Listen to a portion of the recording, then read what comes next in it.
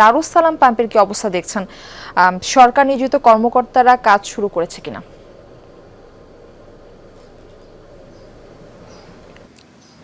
Murphy, আমরা এখন গাবতলী এলাকার একটি পাম্পে রয়েছে, যেই পাম্পটিতে অকটেন, ডিজেল কোনো ধরনের জ্বালানি তেলই নেই, যে কারণেই পাম্পটির সকল ধরনের কার্যক্রম এই মুহূর্তে বন্ধ রয়েছে। এর আগে আমরা বাংলাদেশ পেট্রোলিয়াম কর্পোরেশনের একটি পাম্পে ছিলাম, যেটি কথা আপনি বলছিলেন পরিবাগে। সেখানে আমরা সকাল থেকে তেল সরবরাহ অব্যাহতভাবে দেওয়া দেখলেও সেখানে আমরা কোনো ধরনের তদারকির বিষয়টি, যেটি এর আগে নির্দেশনা এসেছে গতকালই মন্ত্রণালয় থেকে,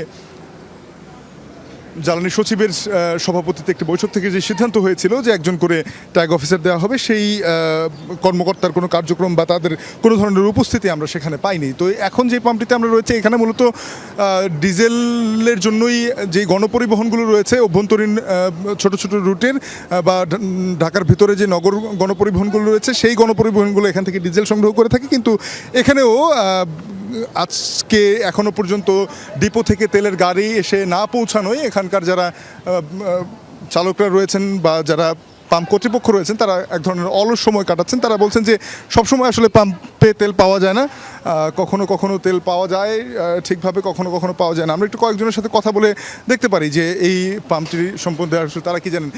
এই পাম্পটিতে কি আপনারা গত কয়েকদিনের মধ্যে কখনো তেল সরবরাহ করতে দেখেছেন? হ্যাঁ, দেখেছি। আমরা নিজেও নিছি তেল নিছি। গতকালকে ট্যাঙ্কি লোড করছি। আমি আহাত গাড়ির ড্রাইভার। এই গতকালকে ট্যাঙ্কি লোড করছি। বর্তমান এখন আসলাম, বলতেছি তেল নাই, তবে থাকো, গাড়ি আসলে তেল দিবে আর কি।